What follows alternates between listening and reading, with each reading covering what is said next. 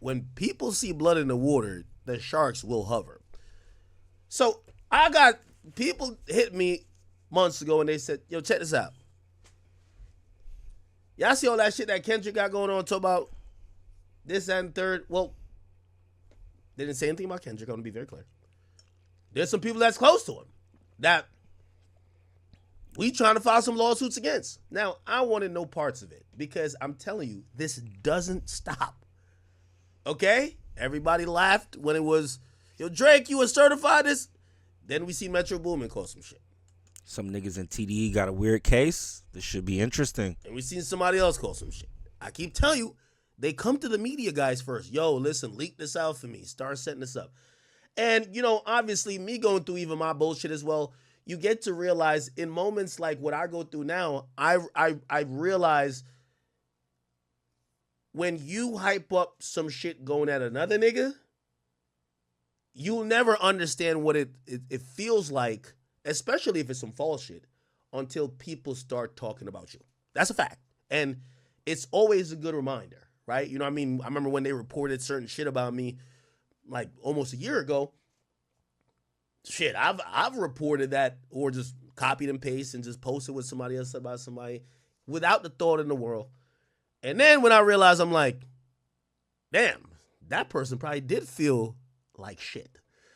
Especially when there was no merit to it. Now, obviously, this is not trying to like gaslight or nothing if there's situations that have merit to them.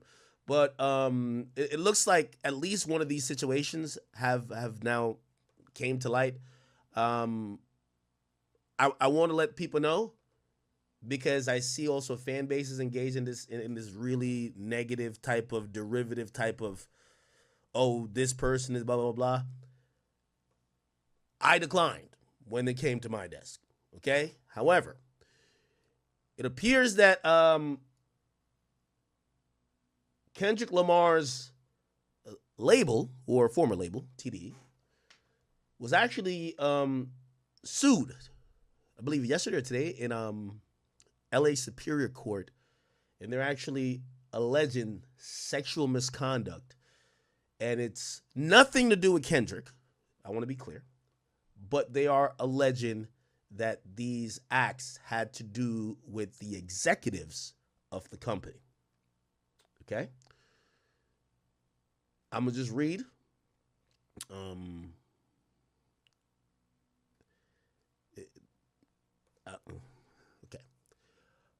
A record label representing some of the biggest artists in hip-hop. And by the way, this is via Newsweek if you're wondering where I got this source from. Okay. Y'all notice Axe tone? It has definitely changed. If he wasn't going through what he was going through at the moment, boy, he'd be going off right now. He'd be going crazy. He wouldn't care. He wouldn't give a fuck if it wasn't, you know, Kendrick or Dave Free or Punch or what's the other guy's name in TDE? You know, it was none of the famous people that run the label. It was the son of Punch, I think. I'm about to get into it. The context I gave y'all was that, you know, ever since that, I keep telling you, that rap battle was one of the best and worst things to happen to hip-hop. Because every rapper behind the scenes is dealing with someone, and I don't know if it's true or not, trying to make allegations or trying to shake them down. And the Diddy shit worsened it because Diddy's kind of seen publicly and just culturally at this point like, oh, maybe y'all niggas did do some bullshit, right? Anyway, record label represents some of the biggest artists in hip-hop has been slapped with a lawsuit alleging sexual harassment and assault. Top Dog Entertainment, TDE, is an independent record label that represents some of the likes of Peabody Award winner Kendrick Lamar, snooze singer SZA, and Collard Greens rapper Schoolboy Q. None of these artists are actually named in the suit or actually accused of any misbehavior. There's two women, which this is going to be interesting. Two women have alleged several of TDE's executives and employees committed sexual harassment, assault, and breach of contract against them. The lawsuit claims that TDE management turned a blind eye when they were made aware of the allegations at the time, and Newsweek has contacted TDE offices and the men named in the lawsuit by email on Friday morning for comment. Lodged in Los Angeles Superior Court, the lawsuit identifies the women only as Jane Does, as they're not putting out their real name, and alleges that a culture of alleges a pervasive culture of sexual harassment within TDE, implicating some of its highest-ranking executives. The first plaintiff began working at TDE in 2019 and accuses Chief Marketing Officer Brandon Tift. Okay, who is that? Let me Google that name. I think I might know who that is.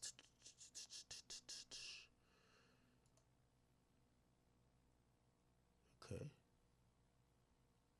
All right.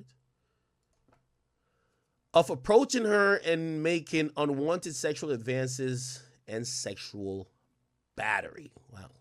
She also alleged that TDE's president, Anthony Tift Jr. Okay, let me Google that name.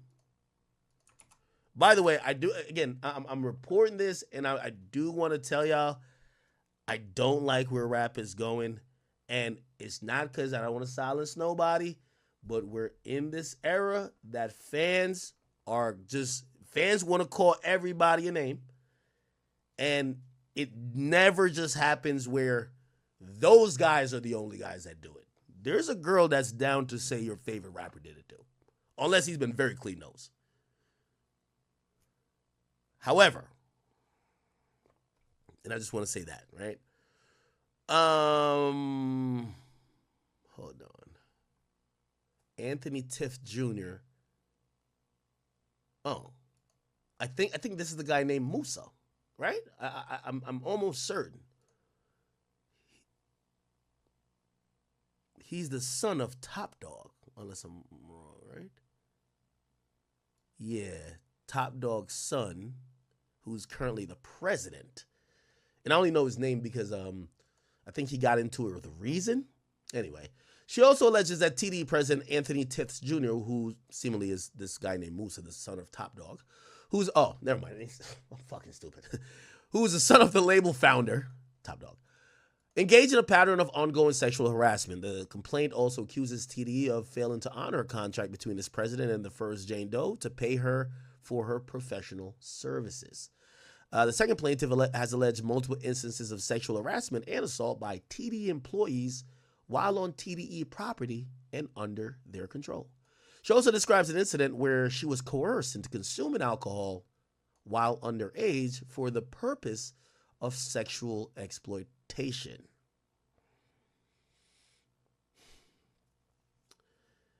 The two women are being represented by Chinook Durop of Arns Davis Law.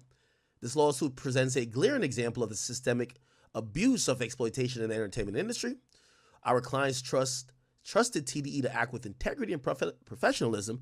Instead, their trust was betrayed in profoundly damaging ways. They're bringing this lawsuit because they refuse to be silenced and because they intend to hold TDE accountable in court.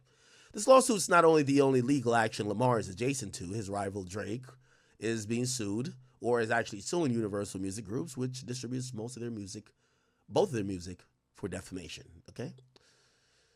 Interesting. Very fucking interesting. Look. I'll just say this much. Now, we don't know what the real truth of the matter of this situation is.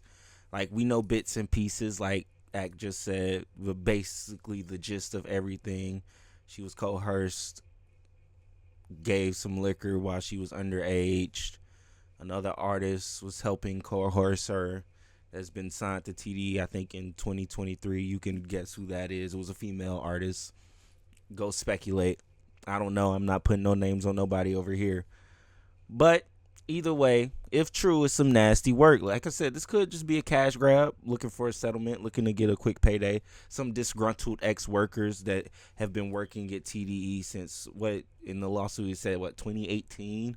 So, yeah, there's probably some folks that probably just got fired and they're like, no, we need a payday. Kind of like the folks at No Jumper, Yuri and Riley. Same situation probably. Let's make up some sexual harassment and say, oh, they were coercing us and sexually harassing us and creating a harassment type environment in the workplace. And yeah, all that is listed in here. But either way, it is a weird case. And it looked like some TDE niggas got some weird cases, apparently. Either way, same energy should be kept for them that was kept for Drake, that was kept for Akademiks, that was kept for a lot of people. Hey, these niggas don't need to be around if they're indeed weird. Let's hope they're not. Let's hope this is just a cash grab. They're proven innocent. We'll find out sooner or later. Either way, I am Savvy Mike, and this is I Am Savvy Mike TV. Peace.